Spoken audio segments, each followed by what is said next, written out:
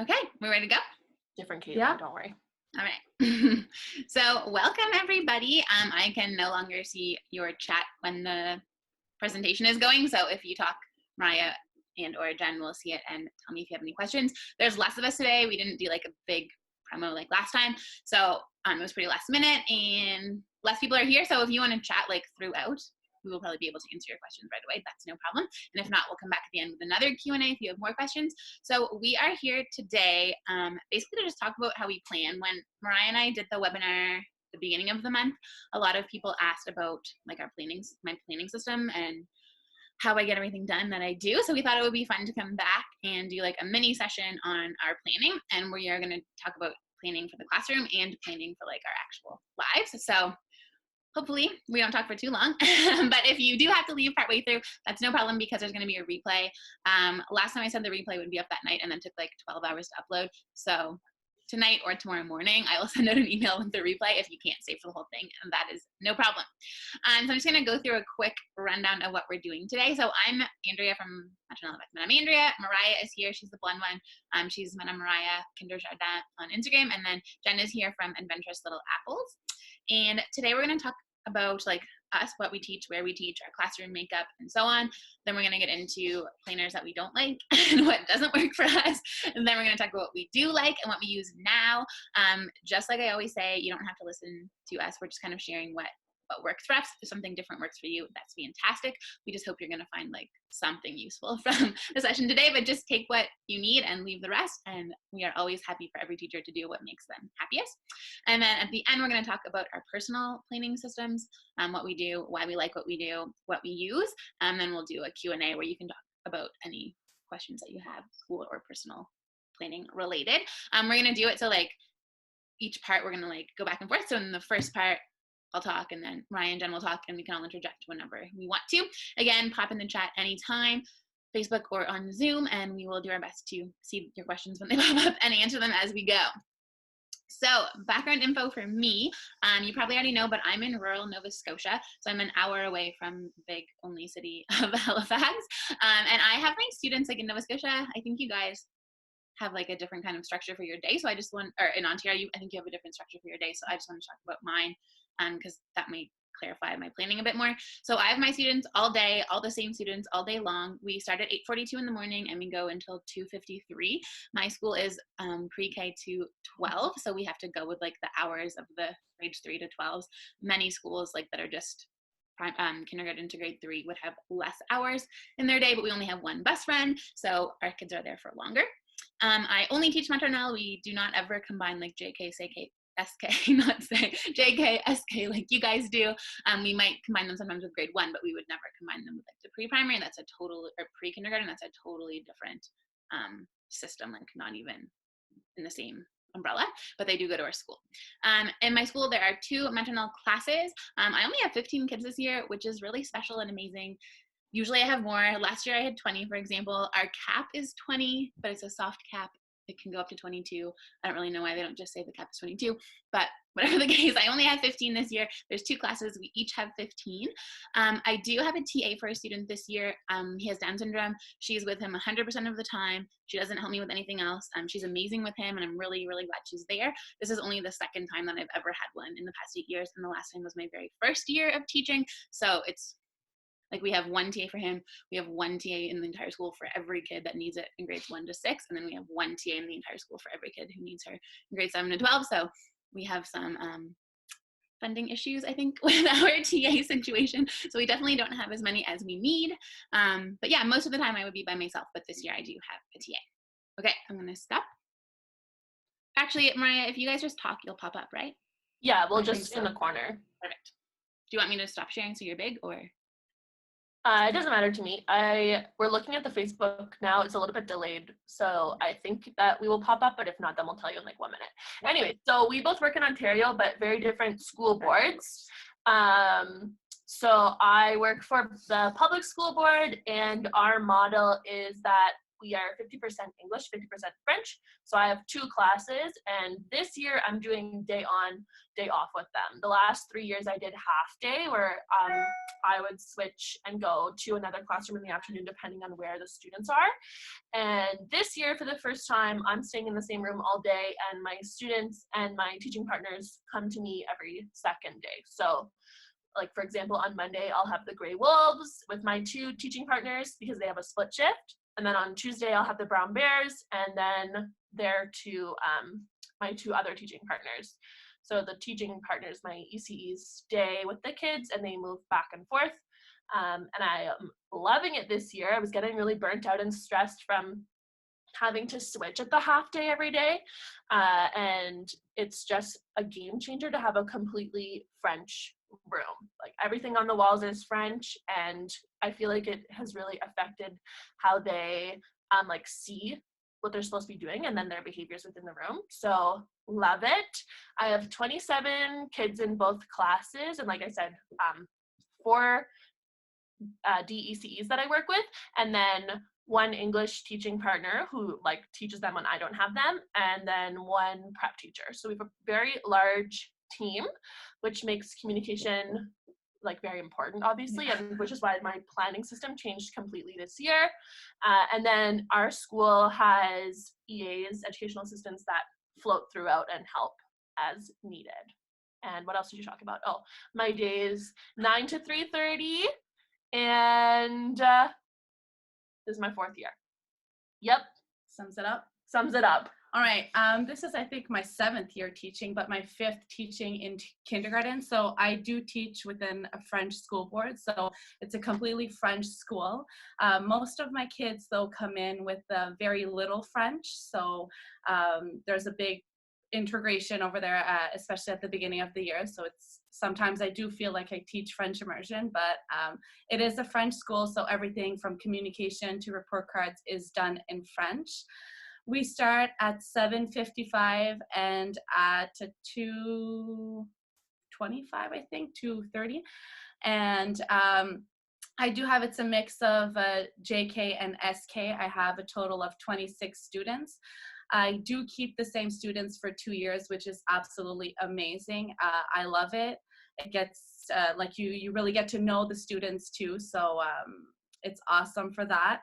I teach with an DEC or an REC. I never know what it is, but I do have the same teaching partner with the 26 students. I'm trying to think. I think that's about it. Yeah, I think I'm done. Okay, yeah, no, keep going. I also have JKSK. I forgot that school is also a Francophone school, just like Jen. So everything does come in French, report cards, meetings, like everything that we do is in French. And my students also are supposed to be Francophone, but most of them start without any French at all. And mine, all the communication is in English. Okay.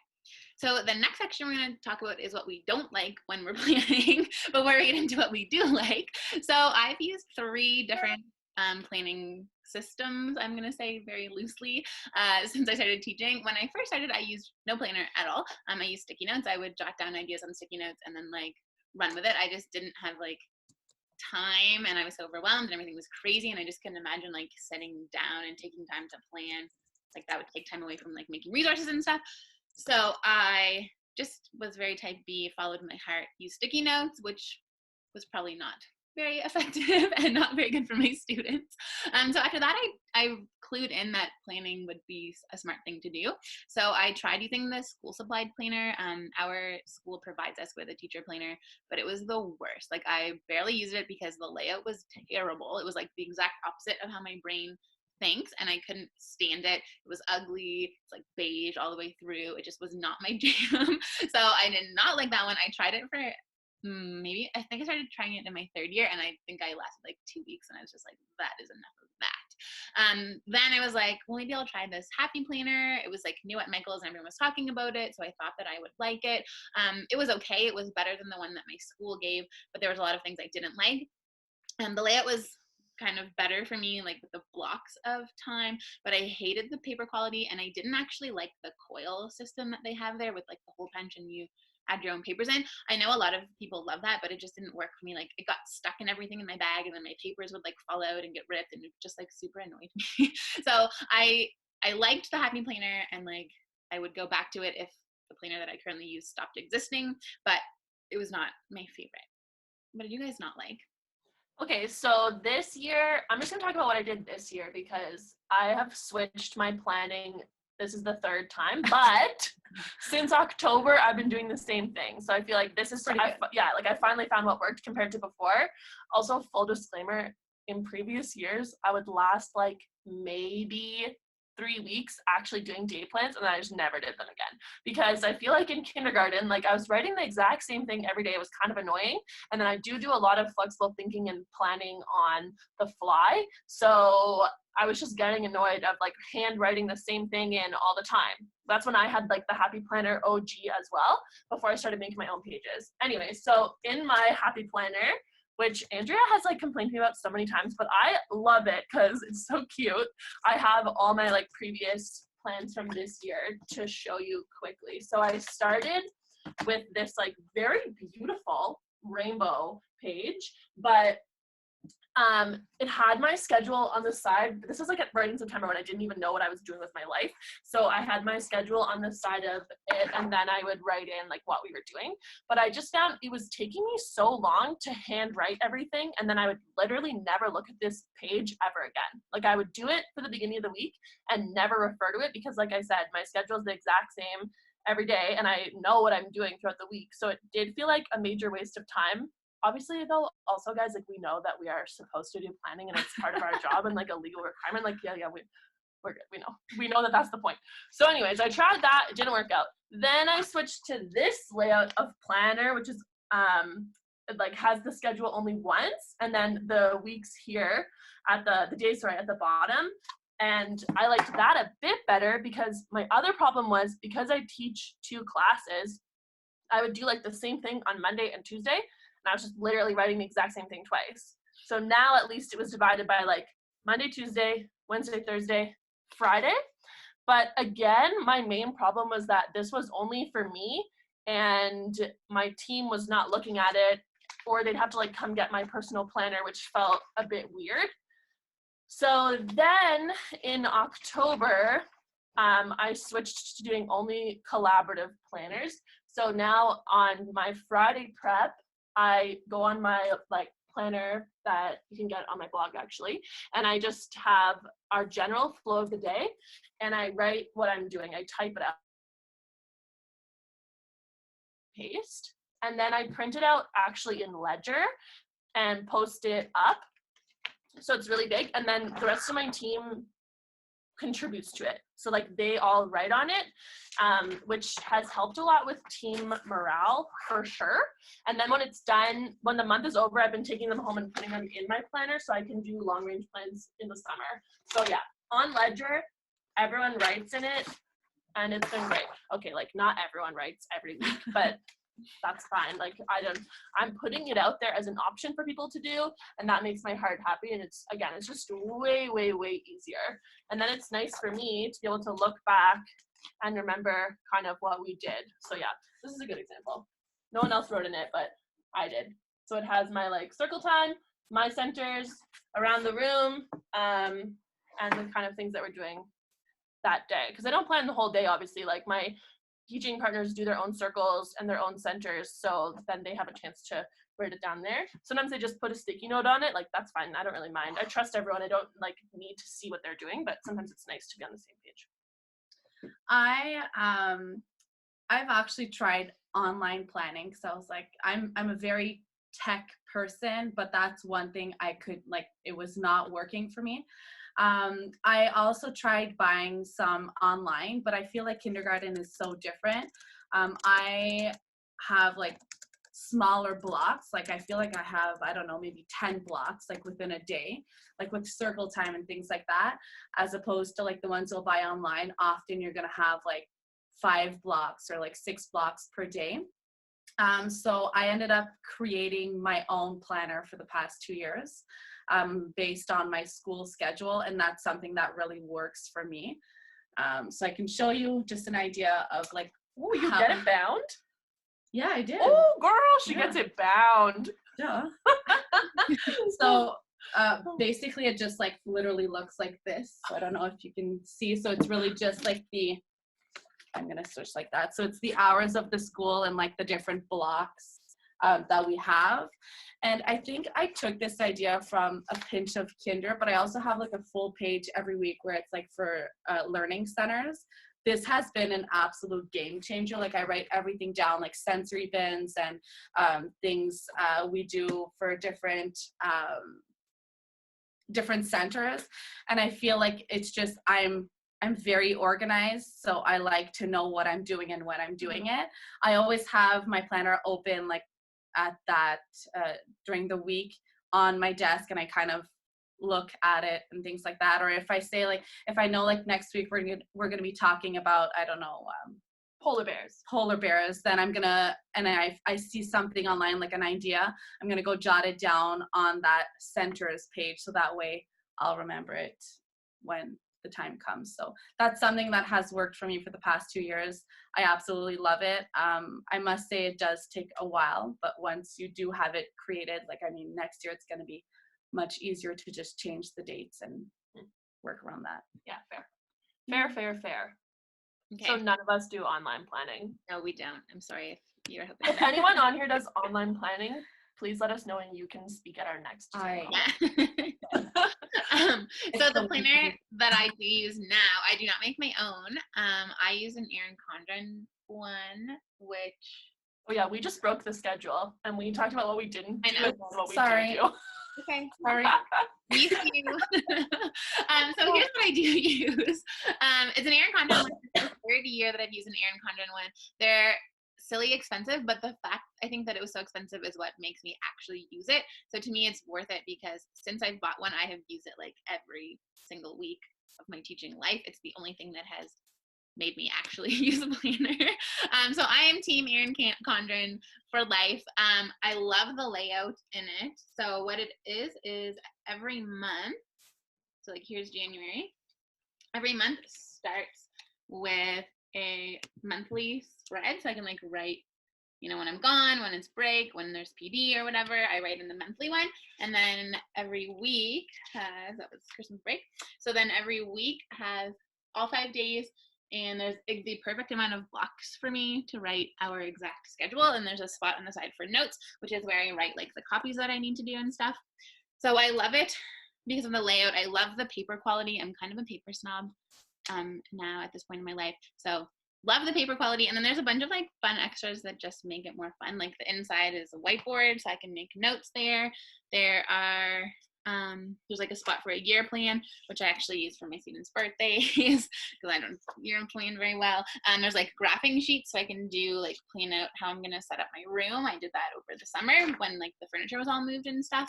And then in the back there are checklists. So when I'm evaluating my students, or like if I'm checking off what they're returning and stuff like that, there's checklists there for everybody, and I can just like put their marks right in there. I don't do online marking either.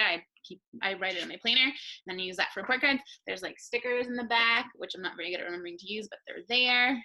And there's this little pocket where you can keep stuff. So I keep like my receipts in there from stuff that I buy from the classroom. And there's also these whiteboard pouches.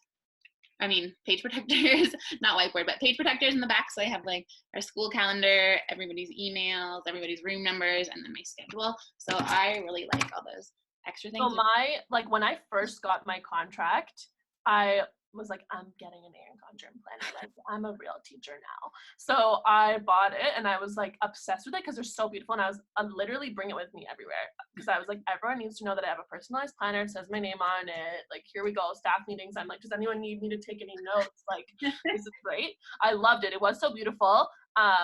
But again, like, this just comes back to me being so lazy. Like, I don't want to write down everything more than basically ever. Also, so I just copy paste before I print. Also, if I was working with a team, I don't think I'd want it because it feels like really private for me. Like, I don't know. I don't think I'd want my teammates looking through it. So, and I leave mine at my desk. Actually, this is the first time I've taken it home all year. It just stays at my desk. Yeah, that's what I was saying too, where I was like, it felt weird before. If they're like, what are we doing this week? And I was like, oh, I guess I'll show you my heart and soul. Also, Katie just asked if what we do with our planners. So you just said, like, you always leave yours at school. So you I always do the week before. Mhm.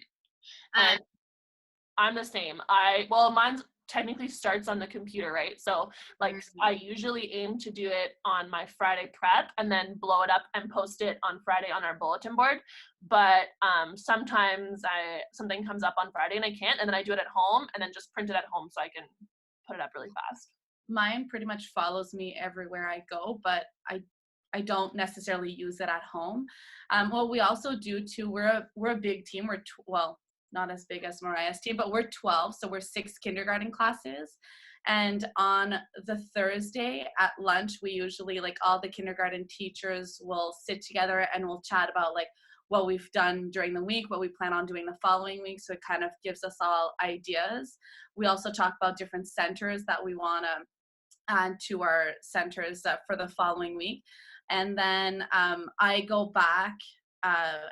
So on Friday morning, I'll sit down with my DEC and we'll chat about what we want to do. So we'll use the ideas that we talked about like during the previous day, so on Thursday, and then we'll kind of go based off of that, but also add our own touch to it. So we plan together, but unlike you, we don't have like a huge team. And I actually had 15 students last year, like you, Andrea, this year. And I found that I would plan more at home because I was like, oh, I can do that at home, like on my own. So now I like it because I do have to plan at school because I'm not the only person involved. So I bring home less work, I guess you could say, which is good. Yeah. So when I use mine, I will just show, like, last week I was out Thursday and Friday. I was in Halifax, but you can just kind of see. So I always plan in pencil, and I plan an entire week ahead of time. So on Monday and Tuesday, I sit, like, usually my students eat snack in the classroom. So often while reading snack, I'll just like work on it, and then during recess and during my prep. So I just write, and we have like our routine is so structured, as Mariah said, like it's pretty, like the same thing. It's like 1, 2, 3, 4, 1, 2, 3, 4, 1, 2, 3, like the same things every day. So I understand why you don't want to copy that over and over, but I do. And then like for some things like my writing, I have that typed up somewhere else because I just follow like my own writing program. So I don't write necessarily all of that in there. Sometimes I'll jot like a little note and be like, oh, we're gonna work on this part, this part, this part, but like it's not very detailed because I have it somewhere else, and I just like have that put in a binder so I know like just to look there. And then here I would put like the guided reading groups that I'm working with. Sometimes next to it I would put like what the new centers is going to be. And then like for after we do our guided reading and centers, we'll do either reading comprehension, so like I read a book that's way above their level and we work on comprehension strategies, or we do shared reading, or we do like our integrated stuff. So like that one changes up a lot. And then we do math, and again, like I just follow the same, like I'm like, okay, we're doing like unit 2.2, this is unit 2, day 3, unit 2, day 4, and I just kind of like write our routine again. And then at the end of the day, we do either small group math or more integrated studies. So I don't know, it doesn't bother me to copy it over and over because I just love having it filled out. And then when we do something, I cross it off. So since it's in pencil, I'm gonna try to find one where I both cross it. So since in pencil, I just cross off what we do, but then if we don't do something, I just circle it. And then I know like the next day in the morning when I come in, I'll like move that to the new spot. Like I also tried to leave like a block because we have like, I'd say 10 different blocks of teaching. So I usually leave at least like 1 or 2 blocks empty because I find that there's so much movement in kindergarten, and like sometimes you're gonna start something and then you're not gonna finish it, or you're gonna go on a completely different path. So I always try to leave towards the end of the week like a block or 2, and then we'll kind of go and fill in according to what we've done or where we're going. Do you cross off, Mariah, when yours is printed? Like if you do it, do you cross it off, or you just leave it the way? No, I don't really look at it ever again. I'm not gonna lie to you. I put it on the bulletin board, and then, like I said, it's the same thing. Like I know what I'm doing for circle on Monday. I don't need to look at it, so I basically never look at it ever again. Someone asked, actually, a good question was if we have to give our copy of our plans to our administrators, and for me, no. I don't either. No. Technically, other grades give long range plans. But this year, actually, I was not asked for long range plans. Also, long range plans with our kindergarten program are kind of hard to do. Yeah. But I don't have to submit my plans. We have to keep them for a year after, I think, like legally that's a requirement, but I've never seen that anywhere in writing. Honestly, that could be fake news that I just heard like through the teacher grapevine, but no, I don't give them to anyone. It probably is true because, like, for example, my school is one of those schools in Canada where we had to go through the last 7 years of our. Oh, same. Oh yeah. So I feel like it is like at some point a requirement, but I don't think it's 7 years because I don't have things from 7 years. But I find like as a type B person, if I don't have it written down, then I just like go off and do my own thing. Do you know what I mean? Like if I don't For sure. cross it off as we go, then I'm just like, oh, whatever. Like we don't need to do that today. I'll follow my heart and we'll do something. I feel like doing art, so let's do art instead of math. But if I have it in my planning book and I know I'm gonna cross it off, like it motivates me to actually follow the plan. If I know I'm gonna get to cross it off later. We also have a few questions. I know it's been answered on Zoom, but I don't think because it's been answered on the chat. So Karen asked how many prep periods that we have. I don't know if you want to answer, Andrea. Before I get 30 minutes a day. Every afternoon, my kids have either gym or music with a specialist teacher, and so I get 30 minutes a day. That's so little. We get 200 a week, so that, like, for me, it looks like 40 minutes most days, except for 2 days a week I have an hour. Yeah. We have, I think, 50 minutes total. It's combined, like we have half an hour before lunch, then we have our lunch, and then we have another 25, I believe, 25. And we actually don't have prep teachers. It's the lunch supervisor who comes in and supervises the kids for a whole 2 hour. And then there's the DECE who's there also for the recess time, which is about 25 minutes. And then towards the end of downtime, nap time, it depends. Nap time. What do you do? Yeah, some I didn't do it last year. I do it this year. Some kids need it, but others don't necessarily. So quiet time, nap time, it really depends. There's also another question here. Do you just leave these for the supply teachers when you're away, or do you supplement your plans with more information? Oh my gosh, way more information. Yeah. I have a whole OT book that has like attendance, the duty procedures, like medical information, behavior, all of that is always there. And then I have my day plans, which are about 2 pages long, that have like a breakdown of each minute of the day and what the expectations are and what they're doing in that time. Yeah, same. I don't ever get a sub to do any new teaching, so if I'm sick, it really throws off my plans for the week, and I have to give her something else for them to do because I don't think it's fair to continue on with my new teaching as much as I wish she could. So I couldn't get behind. So mad. Like I feel like supply teachers would be so upset if we only gave them like our version of plans. Yeah. Too chaotic. No. Yeah, especially in kindergarten because they're just like there's just so many tiny little things that just wouldn't know. Agreed. What's next?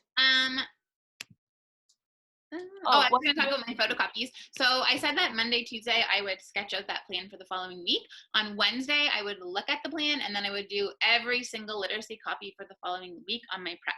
So I know, like, okay, Monday, Wednesday, Friday, we're going to do our Fast Fantastic. So I'm going to copy 3 sets of 15 of those. I know that Tuesday, Thursday, we're going to do sight word practice. So I'm going to copy 30 sheets of those.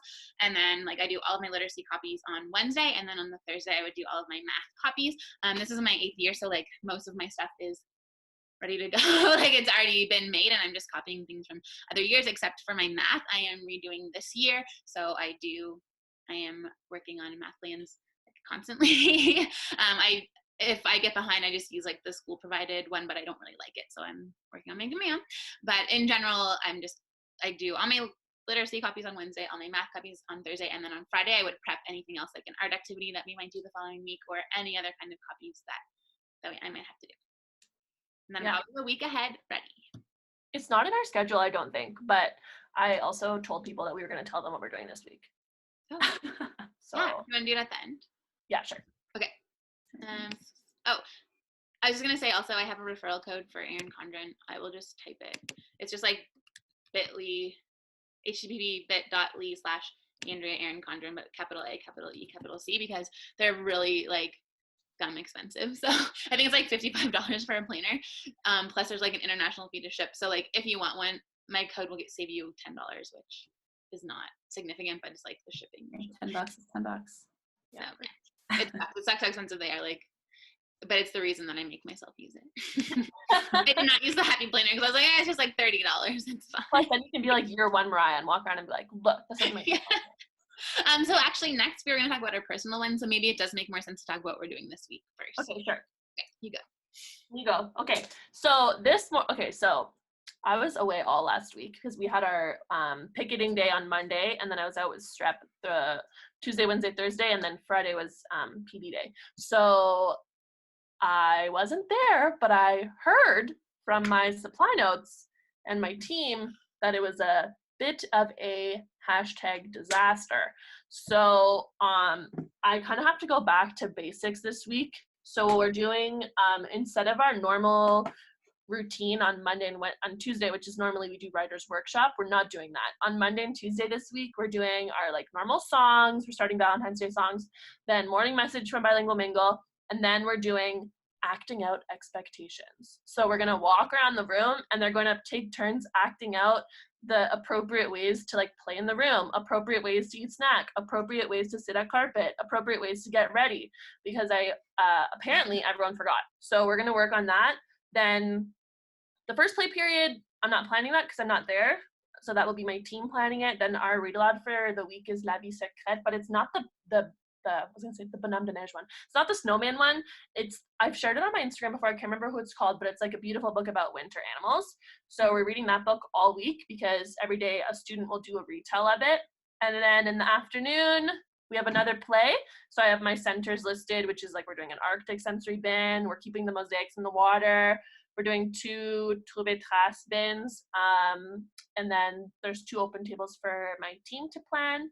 And then end of the day, same as normal, we have my like quiet centers that I've talked about before, which include Andrea's coloring alphabet pages and a bunch of other stuff.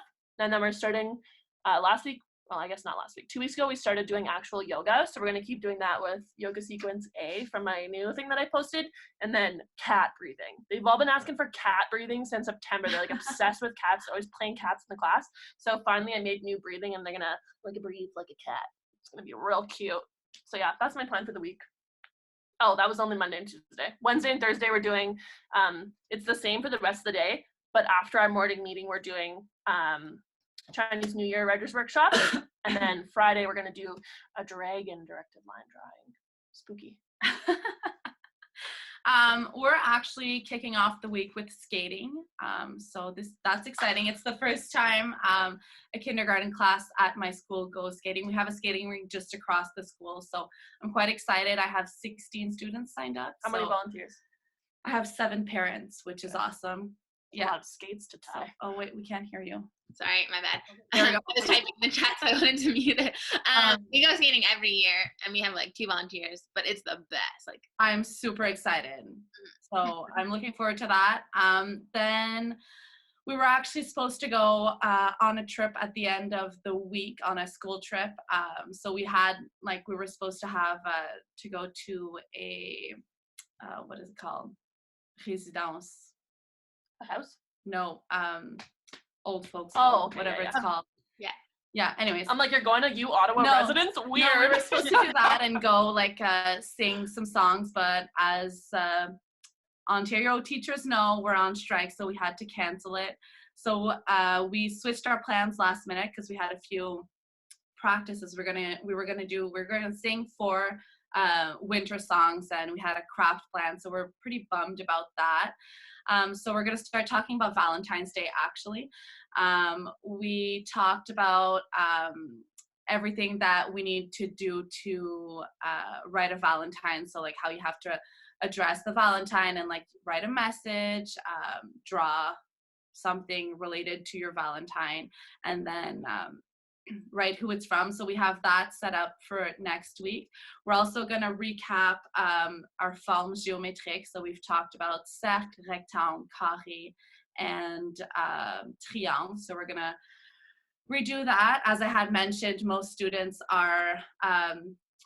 know them in English because they're Anglophone, but have very little French coming in. So all these are new learnings for them. Trying to see what else. So we're going to work on our sight words again. So we have 4 new words. I don't remember what they are, but they're ready to go.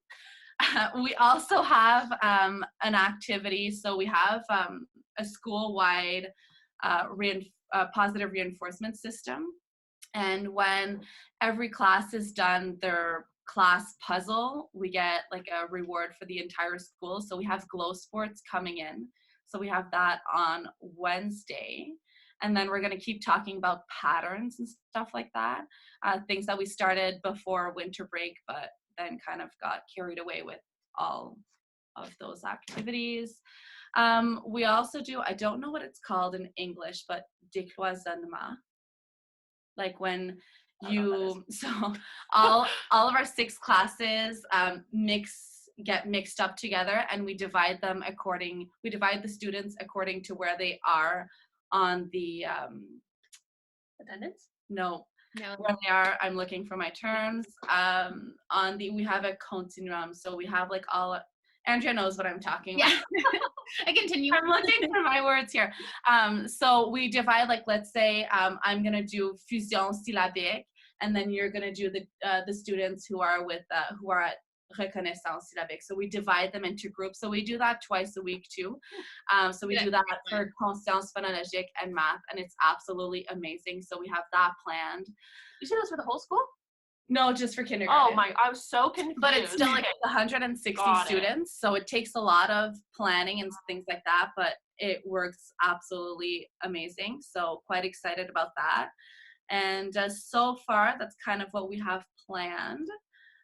So I'm sure things will change during the week, but we definitely have some Valentine's Day centers coming out because, well, it's coming soon and it's exciting, and kids are looking forward to it. So yeah, that's kind of sums up my week so far. Perfect. So we do basically the same thing every day. So if I tell you one day, it's going to be the same as every day. We always start in the morning with like a comment ça va. So everyone comes in and we sit in a circle at the tapis, and everyone shares how they're feeling that day. I like that because I like to know if someone's not doing well, so I can like be prepared for when they probably have a meltdown later. So we start with that, and then we sing like our winter song. It's like "Tu me donnes not to wait," but I think it's from Mademoiselle Cody on TPT. I don't know if she's like an active seller anymore, but like 8 years ago I bought it from her, and we love it, and we sing it every year. And then we do lecture à soi, so like we're learning how to read to self. So last week we did like, you know, how to hold your book, how to get it out of the basket correctly, how to not be a book bully, how to properly turn pages front to back. You start on the left, you move to the right. So we're just kind of continuing with those lessons. With these ones, like this week, we're going to be talking about the 3 ways to read a book. So you can read the pictures, you can read the words, or you can retell a story that you already know. So the books that they get for this, I just have big baskets. I put them on the table. It's a mix of like storybooks that are like beautiful and interesting and wonderful, they can't read the words for, books that I've already read to them throughout the year, and then some leveled readers that many of them would be able to pick out some of the sight words and like follow along, like niveau 1 2. So we do that, and then after that only takes like 10 minutes. Then we do like another 10 minutes of lecture avec un partenaire. So I do another mini lesson of how you read well with a partner. Then they get with their partner that I've already determined. And then I talked about this on my Instagram last week if you want to read the post, it's really long, but they sit with their partner and they read chorally together a book from their basket. So that's been going great. So it's another 10 minutes. And then after that, we start writing. So I do like a writer's workshop model. So again, a mini lesson, then they go practice, then we come back and we do a share. Then it's snack and recess. After that, I do guided reading / literacy centers. So since this year, my class is like really, things are going really nicely. Normally, I only like to take 2 to 3 students per group, and that's how I started this year. But last week, I was like, you know what? I think I could like maybe see everybody every day, because I have my one student who has Down syndrome. He's upstairs with the resource teacher at that time, and I have another student who's in like Myanmar for 2 months. So I only have 13 kids I have to read with at this time. So I've made 3 groups. Like I have a group of 5 and 2 groups of 4, and I've been seeing every group every day, which has been amazing. I started it last week and it was wonderful. So I'm going to keep going this week, but I did have to make my own books because I didn't have enough copies of any book to like have a group of 5. So I've made my own books. They're not like posted anywhere yet, but someday I'll post them and you can check them out. But it's basically the same book, but like it varies for the level. So the kids at level 1, it might be like c'est un poisson bleu. And then the kids at level 2, like it might be c'est un poisson bleu, regarde le poisson vert, voici un poisson rouge, and like it changes a bit. And then I have some kids that are at level 3. So those books, I do have enough copies of books that they can actually read. So we go through those level of readers. So yeah, that's been really great to see every student every day. So Monday, Wednesday, Friday, we read a new book. And then Tuesday, Thursday, we reread other books and do like, depending on what skills they're lacking in. So like maybe some alphabet work, some fusion des sons, some concepts phonologiques, like whatever they need to work on in their group. Lots of games. And then after that, we have another 20 minutes before lunch. And that's when we do either shared reading or interactive read aloud or modèle intégré. This week we're doing interactive read aloud with the book La Première Neige de Petit Hibou. So I have a pack coming about that. So we like visualize, make connections, retell the story, etc. Then we do math. We're working on like when you understand that one number is made up of smaller numbers. So like all the ways you can make 8, for example, is what we're doing tomorrow. And then they have German music, and then we do small group math is what's on the schedule for this week. Oh no, my dog's coming. He's digging to try. Ellie, stop. You don't have any like play? Sorry, what? You don't have any play? No, we don't have any play. Sorry. Crazy. After we finish math, we Oh, play. bad. You know. We literally spend the first hour and 5 minutes playing when the kids come in. We're supposed to Yeah, have well, we play. 1 hour long blocks. Yeah, of I have another uninterrupted one play. in the afternoon, like right after. That's because your province understands what's developmentally appropriate. But that's how like our pre-K is completely play all day long, like 100%. But once they come to maternelle, there's not. They play when they come in the morning. They play after math because we always finish a little early. And then at the end of the day, they have 30 minutes. But yeah. It's not a lot. Sorry. Sorry. Someone just asked. All my centers are free play too. So if they're not working with me, they are playing, but it's not free choice. Andrea Okay. cannot answer this, but someone just asked how we decide. Sorry, I dropped my pen. How we decide who plans what with our teaching partners at the DECs. So I am very much, I think I wrote a blog post about this. I'm just like a take what you can get kind of a person. I truly just believe that you cannot force someone to do something they don't want to do. So yes, there are expectations for both roles and what you're supposed to be doing, but like I'm not the boss of anyone. So I'm not certainly going to be like, submit your plans to me by Thursday at 3 so I can read them. Like, no, you're a professional, I'm a professional, we're both doing our jobs. We talked about it in the beginning of the year, and as our schedule changes, we reflect on it more in terms of like the actual schedule of the day, basically. So I do a morning circle, then they do play, and then all my DECs do a circle when I'm not there because it's my lunch. So I don't know what they're doing for their circles unless they write it on the planner, but that's their time. I'm not there. Like, they're professionals. I trust them. They're wonderful. So they always do, they like swap doing circles every day. And then we all put out tabletop. So that was, we didn't really talk about it. Like, they just naturally want to make tabletop centers, and I do too. So kind of on the fly, like, they were like, oh, I have 2 things planned. And I was like, great, I have 2. Great, there's 4 tables. So that was just equal.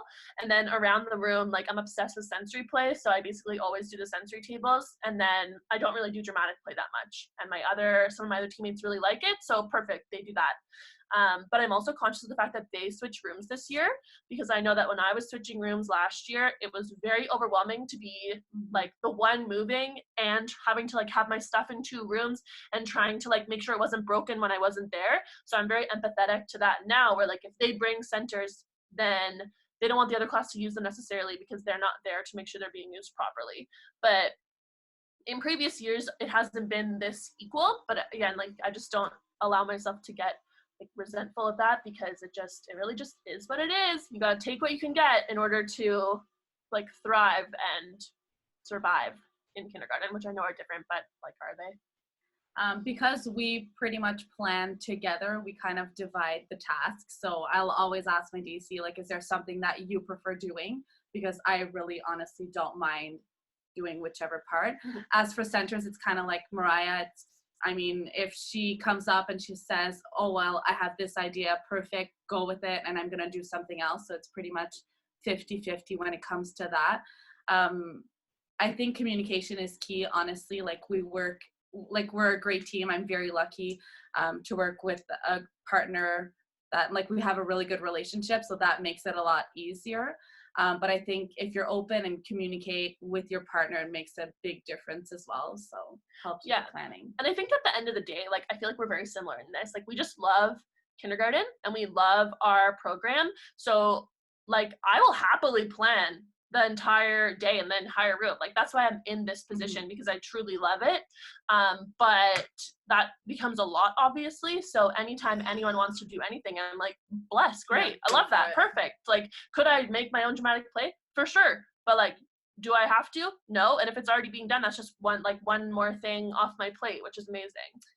Question here for you, Mariah. Do your DCs speak and teach in French or in English? So it depends. There's no requirement for them to speak in French. I have one who is French Canadian, and my other ones are English.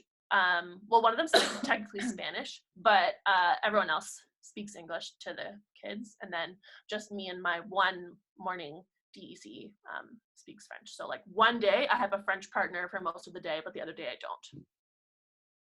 But again, I don't really, so like her circle on that day is not in French, but again, I'm not there at that time, and I'd rather them have a circle and be learning something than only be learning French. Like there's more than just French that has to be considered. Yep, that's that. Cool. Okay. Do you want to switch into personal planning systems? Oh yeah, so now we're just gonna talk about our personal lives. If you don't care about that, you can This comes from the webinar when I had said how I schedule and prioritize things, and I don't do to-do lists anymore because that's a recipe for driving yourself crazy as a teacher, because you can literally never finish a to-do list ever. There's always more to do.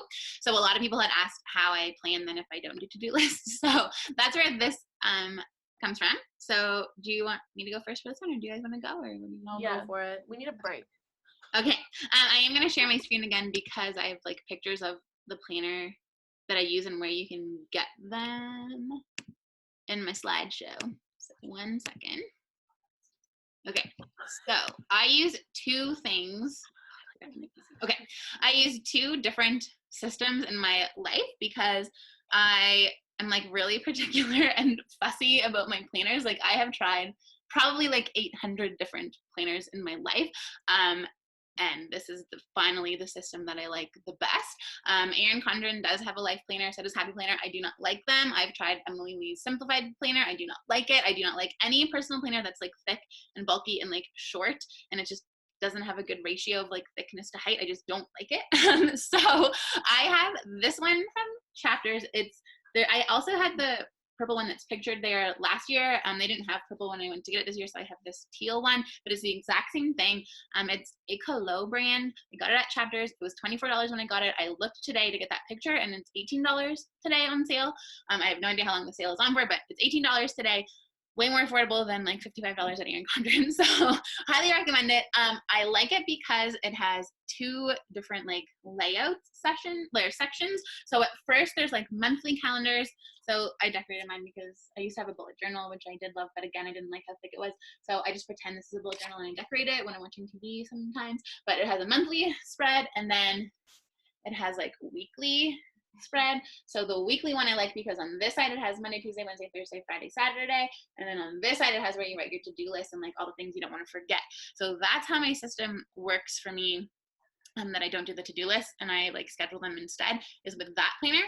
And then I have another one that I only use on like super busy days, which is, it's called a Petite planner, which really bugs me. This one is Erin Condren. They're clearly not French because planner is masculine, so you would never say Petite planner, but whatever the case, it's called a Petite planner. And it's the monthly one. Erin Condren has like a whole bunch of Petite planners in the line, but this is the monthly one. It was $14 when I bought it. Today it's on sale for $7. So this one I don't use every day. I only use it on like really busy days because most of the time this has enough space that I can just write what I need to do. But on a day like today when I have like 100 things to do, I use it to like make my own kind of schedule. So I'll stop sharing, I think now. Yeah, okay. So I'll go back to the big screen so you can actually see it more closely. So for my personal one, at the start of each month, or for like the monthly, weekly one, at the start of each month, I just go in, like for January, I went in, I wrote everything that I have to do that I knew about for the month, and then like as more things come up, I just add them in. And then when it's time to plan on my week, which I do on Sundays, I did this morning, I go and I check there first to like make sure I'm not missing anything.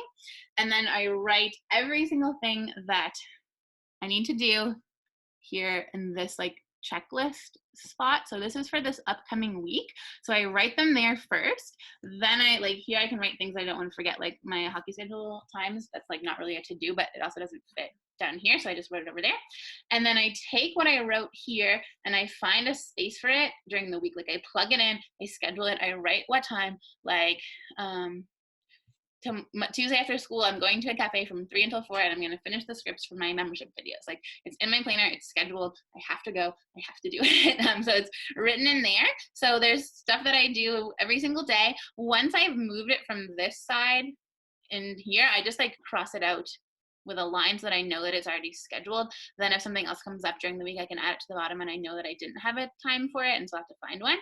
When I'm actually done doing the task, there's like a circle there and I just put an X in the circle so that I know that I actually did finish it, because I do like to cross things off.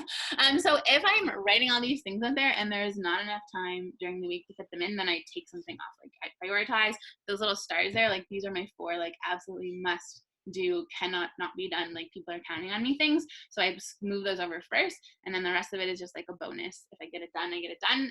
If there's no room like during my schedule for it and then it doesn't get done, and I would move it over to the next week. And then at the bottom there's like a spot for reminders, and you can put your goals. I don't usually like put my goal of the week, but you could if you wanted to. So that's my like weekly thing. And then if I have a day like today, this is usually just for the weekend. I used to have a planner where I did this every single day, but like Mariah doesn't like, it got super redundant because most days I just like teach, and then I come home and hang out with Leah and Ben, and then I like go play hockey. So it was super redundant to write down a schedule for the entire day when it was just those things. So like here is an example from today. So what I did this morning was I wrote down every single thing that I thought I absolutely had to do today. And then I wrote beside it how much time each thing could take. So this takes practice to like get your timing down right. When I first started, I would like super overestimate or super underestimate how much time things would take, but now I'm getting better. So I estimated how much time each thing would take. And then I wrote on this side like every half hour. So like I started at 7:30, so like 7:30, 8:30, 9, all the way down until whenever I go to hockey tonight. And then I moved things again from like this side. I looked at how much time they would take. I moved them over here to this side, and then I like crossed them off once they were moved over. And I did high priority things first. Like obviously getting ready for this presentation was number 1 priority, and like sending out the email this morning, I can't do that after the presentation. So like I put things in like a logical order that makes sense. And then some things didn't make the cut. Like I was supposed to publish a blog post today. Guess what? That takes me an entire hour. I don't have an entire extra hour. So that's cut. Like I circled it to know that I didn't do it. I'll put it on another, maybe next weekend I'll get the blog post done. Sorry if you were looking for one today, but like I had too many other things to do today and literally not enough minutes to get them done. So that got cut. So yeah, that's how I would plan for like a day when I have a lot of tasks that I have to do. But most days, like when I'm teaching during the week, this weekly one's enough because all I'm doing is like teaching, and then I have maybe one more thing I can do that day. So that's how I plan. That's how I get all my like TPT stuff done. My classroom prep that I do at home, like if I have to laminate or anything like that, that would go in my weekly one, and I would schedule it. And then the key is to actually follow through on your schedule, which takes practice because I'm type B and I hated doing that, but it takes a lot of practice and a lot of telling yourself I can be the kind of person who follows through on her plans, and then eventually you do. Yeah. Listen, Andrea's a bit crazy. Like if anyone was watching that being like, what? Like, don't worry. We were sitting over here being like, she's like, what? And I'm like, no, I already know she does this. You have to. Before. I have to. I have a child, and I have a husband, and I have a dog, and I have a career, and like a membership. This is why you're so successful, though. This is why I forced you to be my mentor, because slowly, this is the way that me and Andrea work. She tells me to do something, and I'm like, no. And then 3 months later, I'm like, fine. And I'll do it. Give me a few more months. I'm not that intense in my personal planning yet. Okay, so I switched to started using my phone for planning my life a little bit more, basically just because I wasn't bringing my personal planner with me everywhere because it was too big, and then I would forget things, and then I was double booking all the time. So now I just like on my phone use Google Calendar. Don't know if you can see that.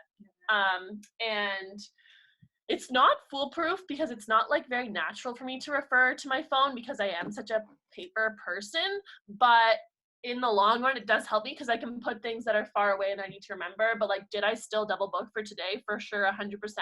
But that's because I'm not in the habit yet of like looking at my calendar for the week yet. I just like make it and then I think I know, but I don't. Anyways, I'm getting better at it for sure. So that's where I have like the overview of like my fitness classes, social events, like flights. Color coded. Yeah, it's color coded, things like that. Like if I'm doing like social events or like business events, then I put that in there. And then I have this paper, which is basically just from Dollarama, and it was like $2.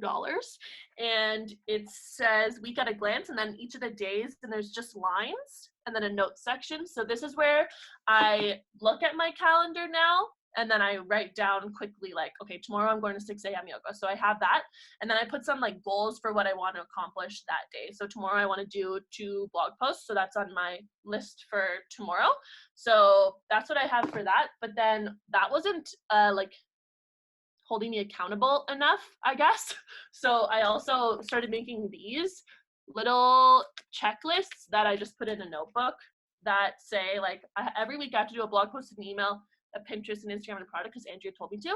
And then I also have my workouts of like I want to do 4 hot yoga and 2 cardio. So then I check them off because like then it's like a sticker chart and I'm like, yeah, look at me go. And it motivates me when I'm tired on the last day of the week to be like, no, I have to go do this one last thing or else. So that's what I do. It's not that fancy. So I don't plan by the hour. In my planner, so every week I have like this column and I kind of work like you, Andrea, except mine's in my actual planner. So I'll write like I look at the entire week and kind of see what activities I have to plan and I'll write them all down and then I will check oh my gosh, I'm looking for my words. I will Cross it off. Yes, thank you. Cross it off once it's done. And then I have like these like yellow sticky notes, whatever, that if I have like some stuff to do during the day, like throughout the day, I'll write them down on that so that I could just get rid of it at the end of the day. And if I haven't gotten to it, I'll just write it on like the post-it for the following day. So that's been working for me. I'll also have a tendency of writing stuff on my phone, like in my notes that I have to do at home. Like once I get home, if it's something that I need to do, like I'm like that for stuff on weekends as well. So it just kind of helps me. I have post-its everywhere. I have no memory. So it's what has been working the best for me so far. So nothing too fancy, but works. So I forgot to mention in mine that I schedule all my fun things first. So I have a hockey tournament next weekend. I had one last weekend. I have hockey tonight. Like those things go on my calendar first. Like Mariah wanted to have this live today at like a much better time for everybody, but I was like, sorry, I have hockey at that time, so we can't do it. So like those things that like keep me a happy human go in the planner first, and then things that are just work or like business or whatever fit in around it. So like sports go first, time with Leah and Ben go first, and then like I could do yoga every morning at 5:30. Like that's a non-negotiable. I don't even write it in my planner because it's just what I do every day. So like those things all go in first, and I would never schedule things like at those times because those are my number one priorities, because happy Andrea means I'm a better teacher. So they go first. Yeah, guys, happiness first. So we do have a few questions. I don't know if you want to go ahead and answer those. Do your students come in with some sort of French understanding? So I think we answered that one a bit. I think we all 3 of us have mentioned that most of our students, like Andrea and I both teach at French schools, but I'd say more than half of my students come in with little to no French. So until I'd say about December, there's still a lot of English when chatting between themselves. And then you really see like a progress starting December, January. So I think that's what most of us. Mine do. Most of them do a year of like pre-K now, and it used to be not play-based. Even the pre-K wasn't play-based, so they would come in knowing more. This is the first year that they had a play-based pre-K, and they weren't allowed to like reward them for speaking French or like anything like that.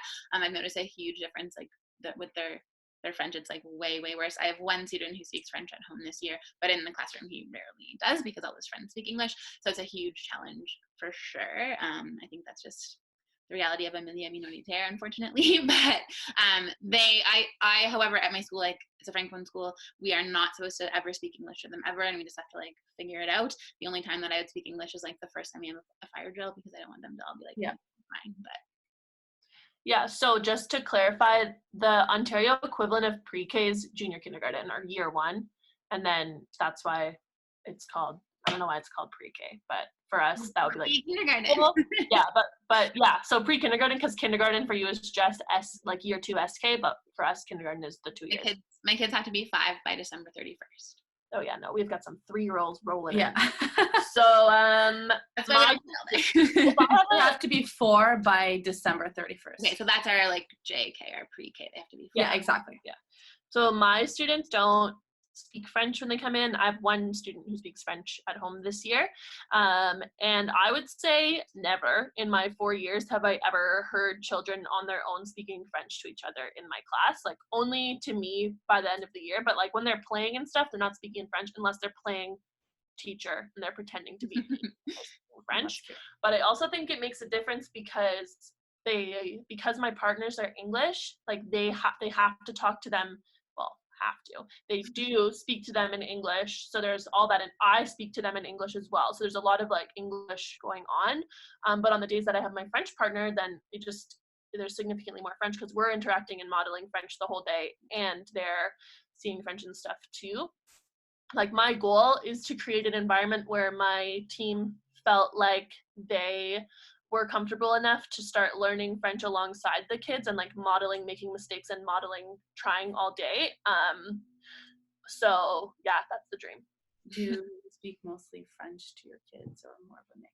I try, like not in September's tricky. After Christmas, my goal is to always like try and speak French all day. What I find though is that they'll just go talk to the other adults anyway. Right? Because they'll be like, this is too hard. Like, I'm just going to go ask one of the 3 other people in the room who are going to speak to me in English. So I do a lot of sandwiching. That's challenging for sure. Yeah. Yeah, so I'll say like French, English, French. But like during circle time and read alouds, then I only speak in French. But it's more like during playtime and whatever when I'm circulating that the English comes out. But that's life.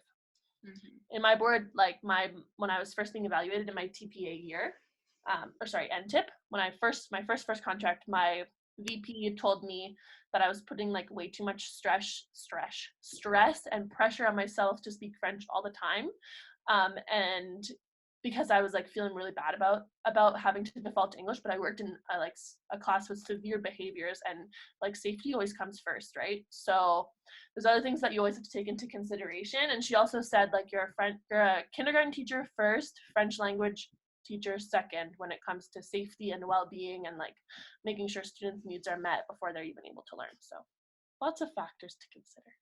We also have, I find, we have like a positive reinforcement system like for French, which has helped a lot, especially because the SK at the beginning of the year would always speak English because the juniors Ks would come in with little or no English again. So what we use is we have like a little jar, and then I have green and white pom-poms for the drapeau franco-ontarien. And every time either my partner or myself would hear someone speak in French, we get them to pick a pom-pom, put it in the jar, and when the jar is full, that gets they get a puzzle piece towards the class puzzle. So it's something that has worked for us. I mean, it doesn't work all the time, but I do think that positive reinforcement has its place in the classroom, and it's been working so far. Mm-hmm. So, but I definitely do see a huge progress since they've been back from winter break. It's crazy to see the French. And you both have French environments as well, right? Like announcements in French, Canada in French, like administrators in French. Yeah. Teachers speak to each other only in French. Like we would never speak to a staff member in English at school ever. Yeah, I feel like that makes such a big difference because there's so much modeling going on for sure. Someone asked if they say something, if I write it in English or in French, like during carpet time.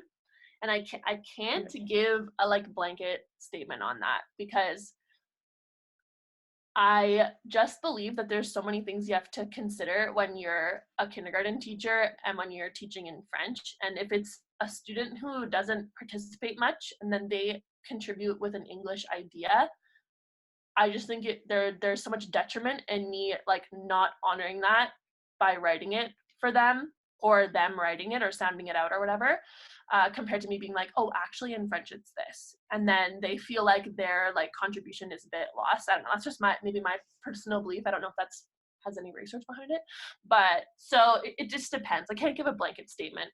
Yeah, If mine we're brainstorming, if they showed it like an English idea, I'd be like, "We," and then I'd like repeat it in French, and That's exactly what I do. Yeah, for sure. Yeah. Because you don't want to like, I mean, they did bring an awesome idea and you don't want to shut that down, but you also want to give them the vocabulary and the tools. Yeah, for sure.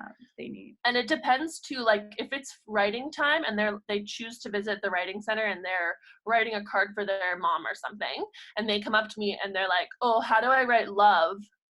Then I just cannot imagine ever being like, I'm not telling you. Like, no. I'm actually a French teacher, so I'm not telling you. So I'm just like, oh, like what sounds do you hear? Love, because I'm still just teaching them to write and teaching them phonics and all that to start. And then after I'm like, but like also, don't you want to write that in French? This is how you say it in French. And then I kind of like make them feel like French is the most amazing thing ever, and their mom's gonna be like, oh my god, you're a genius if they write in French. But I would never just like disregard it and say, no, I'm only helping you with the French word, or I'm only helping you if you speak to me in French and stuff like that. Depends too. Like some of my SKs who some of my year twos who I know can speak more French, I don't help them until they speak to me in French. You know, I'm like, pardon? I'm like, you know, like, just tell me again, pardon, like, say it again. And then they're like, oh, and they finally, like, ask for help in French and stuff. So it depends. If I know they can, if I know they know, I'll do the exact same thing. Mm-hmm. I'm like, oh, I'm sorry, I only speak French. I don't know what you're trying to say. And then often, like, someone else is going to jump in and give the words, and I'm like, no. I mean, they know it. And then if not, depending on if it's not urgent, then I'll model questioning and stuff like that and have them repeat it back to me. But just last week too, like you're talking about like writing, I had a student who drew a picture for her parents and she wrote on her paper like a JK. So year one, she wrote mom, and then I asked her, est-ce que tu veux écrire dad? Because like I'm a francophone, I call my parents mom and dad. So I mean I can show her how to write papa, but I know that she calls her dad. So it would be like, I mean, I can show her both, but I would not show her because she's out of French school. I find it's interesting too, because like I have a student whose dad's from Slovakia and she calls him Tato and she writes Tato and other things. And like, I would never correct that and be like, no, it's papa. Yet we're like, no, you can't write that. It's like, I was at a session this week and we were talking about how we're so much more accepting of students speaking in languages other than English, and we're like really like anti-English, but it's probably because like French has been like menacé like by English like as a whole. So like there's like a whole bunch of like reasons why I'm sure that are in the background. But I think because English is everywhere, right? They already have so much exposure to English that we really don't need to add any more exposure. But we also don't have to like make them think that English is bad. No, for sure not. Was the point of the I'm also really dramatic if they ever speak French to me. Like during carpet time, if they speak French, I pretend to faint and I like fall on the floor and I'm like so happy. And then I know, right? Classic. I make everyone turn to them and say like fantastique or something like that, and they just think that's the best. And same with when we're doing read alouds. Like this is the main way that we do vocabulary. This is like unrelated to Plan With Us. We should have done a separate one on French where I'll like say a word and then I'll just put my hand to my ear and then they know that they have to repeat the last word that I said, which like helps them stay listening as well, and then getting them to speak. We do have 2 more questions. So one of the questions is, do you have to follow a weekly number of hours for each subjects required by your district? I have daily minutes. Oh girl, no, we don't have that. We just have like, we need to have 2 hours of uninterrupted play per day. Yeah. Wow, mine's like 120 minutes of literacy, 60 minutes of math, like it's very 60 minutes of like integrated studies. It's pretty I'm in a world of hurt if I move to Nova Scotia. No, you're not. No, you're not moving. Yeah, we'll see. Yeah. And then the other question is, do you have the same centers areas each week? For example, dramatic play, sensory. If so, what ones are your staples that you always do / have? I'm a bit confused by that question because to me those are just like areas of the room. So yes, they are like always there. Like in my room, I have a dramatic play center that's there all year. Like the theme of it, I guess, would change. And sensory as well. We always have our 2 sensory tables that are open. And we change that, but I don't change it on a weekly basis. This is something I learned a few years ago, that this pressure to like have all new centers every week is very teacher focused and not student focused. So sometimes they'll love the sensory bin, then why am I wasting my time and energy putting a new one? They're still learning from it and enjoying it and engaging with it. So sometimes it'll last for 3 weeks and then I switch it out. Sometimes they're loving it and I literally only switch it because I am bored and I want to make a new sensory because it's been going on for so long, and then they're equally happy about the new one. But sometimes things are not a hit. Like sometimes I'll put a tabletop center and literally no one will go to it ever, and then I just take it away. Yeah, like what? I'm not gonna force. Well, usually I sit down and play with it, and then everyone's like, "Oh my gosh, this is amazing! Like I want to go play there now," because they want to be with an adult. But sometimes they don't, and then I put it away and bring it back a few months later, and maybe they're developmentally ready, or maybe they're more interested, and whatever. I don't have a hard and fast rule. So I did understand that question, because when you don't have like free choice open centers, that's not so like I have core centers. I have about 7 so I have 15 students, so I have like them paired off for centers, so they work in group work in groups of 2 or 3. So I have 7 centers that are always on the go, and I have like around 10 core ones that I'll switch in and out. So I'll have like Write the Room as one. I have oh my gosh, I can't even think of them. Like board games, like Jeu de Société is one. I have like an art center where it's just like I put out different things in the art area. I have Écouter un livre, so I have them like books on CD. I have a writing center. I have a Lecture à Soi center. I have 2 fine motor centers, so that's just like a variety of different things work on their fine motor skills. They rotate through those? Yeah, but they don't do them all every day. We just do 3 rotations a day. Okay. So they would only see 3 a day, and then I don't, yeah, so 2 other ones that I don't know. Working with me would be one. And then we have an oral communication mentor at my school, because it's such a need for our Francophone school. Like our students are not ending up with the French that we're hoping. So we have a whole mentor. Like we don't have a literacy mentor. We have a specifically oral communication mentor. So he comes in 3 times a week and he pulls a group as well to work specifically on speaking French. I'm pretty much the same as Mariah. So it depends also on the students' interests. So we had back in November, they wanted to transform the dramatic play into a Boston pizza. That lasted up until January. Now they're very into planes. So are we going to do maybe an airport? I'm not so sure. So we're kind of going based on their interests. The only thing that I'll tend to switch out is computers. So they have access to computers, iPads. We also have Bbots at school. So like I'll switch between those. But besides that, it's pretty much like sensory bins. It's going to depend on the interest again. And same for literacy, math centers, crafts. I always have like an open craft area, but I'll also sometimes have like directed crafts, I guess you could call them. I'll sit there and then I'll have a model and they can do whatever they want with it, like either follow it or don't. But I like to bring ideas of different crafts that they can do, but that's I'd say about once or twice a week. So it really depends again on their interests. Someone asked if we use AIM. I don't use AIM. I do. I use fake AIM. I do, especially at the beginning of the year. I have for the past 4 years, I believe. I find it really helps. But people might not know what it is. So it's I don't know what the acronym stands for, but it's kind of like sign language, but for example, merci would be this, and de l'aide would be this, and things like that. So I use it in the sense that like at the beginning of the year, every time I'm going to use those words, I'm going to accompany it with the symbol. That was so French. Yeah, I know. I know, it was very French. Sorry, my French. Anyway, so I found that it's worked a lot, especially like with the students who are just going to look at you and then I'm going to go like this and then they're going to catch on eventually that it's merci and that's what they're expected to say. Do I use it as much as I could? No. But I definitely try to use it. Do you use like the plays and stuff that goes with it? No, yeah, that's the part that I don't like. Is there? I did the pool level twice, and like I think it would be great for core French, but when your whole entire day is in French, I don't know, like it wasn't like, okay, French class is starting, French class is ending. It was like our entire day. You know what I mean? Like it was good, but my students like advance faster than the lessons advance because their entire day is in French.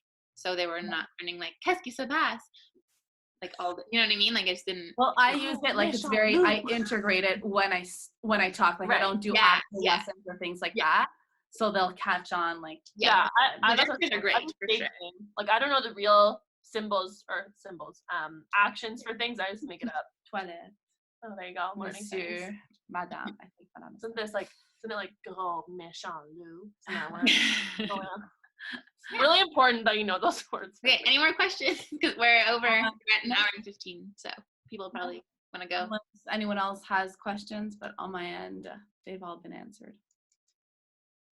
Great. If you have any other questions, you can. If you have another question, type it in really fast. Yeah, as fast as you can. I can't see in the Facebook group, like it says there's like 50 comments, but when I click on the 50, like nothing new is coming up. Oh, Sarah says AIM is accelerated integrated method. So thank you, Sarah. There we go. I tried to look it up on the website and it was not on there. So A+. Yeah. Oh, French writing. Okay. I don't know which of us this is directed to. I don't know. Because all of us have TPT resources, but in Quebec they use French lines. Solid lines where they write dotted lines are the top and bottom. Oh, comment. Interesting. We do not do that. Our dots go in the middle. I don't even know what we do. I honestly, I know that in like for me, I usually like will just use a box. I will not do lines because they're technically not even the right size. They don't even need to be able to write the letters to go to grade 1 in Ontario. Mine do. So you have to recognize and show an interest in writing? No, mine have to identify all la plupart des sons, like the sounds that go with each letter, and they have to write all their letters correctly. Yeah, I think that they get a little bit stressed by having lines too, right? Because like if their G goes over whatever, like their A is way bigger, then I don't even comment on, I've never in my life ever commented on like the uniformity of letters in kinder. I'm always just like, I comment on that. We literally practice it every day. Oh yeah, no. So we start with just blank white paper for writing, and then like we'll gradually add lines, but we do like calligraphy is like a time in our day every day. No, we don't have that. I don't even think that's not even in any of our program, of any of our curriculum in any of the grades. We don't have to write their letters ever. No, not that I know of. I've I did a little bit of core French, but it definitely didn't talk about. We lost cursive writing. Like cursive writing's not an outcome for us anymore, but printing their letters is an outcome. So. Cursive writing was taught like back when I was in school in grade 2, but it wasn't part of the curriculum ever. Just for fun. I think that in grade 1 they do teach it, but it's not. I don't think it's an mandatory. Expectation. Exactly, Yeah. It's not an expectation. Like I only know the French curriculum, but like the French language curriculum says things like rights for a variety of purposes, and it basically is the same every year, but the examples are a bit different, so it doesn't talk about like specifically. Okay, that's cool. No, ours says like writes letters correctly. Do you have music or gym during your day? No, one or the other every day, but I don't teach it. I don't have music. Gym, I'll have it about twice a week. But I'm the one who teaches it. Like I will bring my group. I have about 20 minutes, give or take.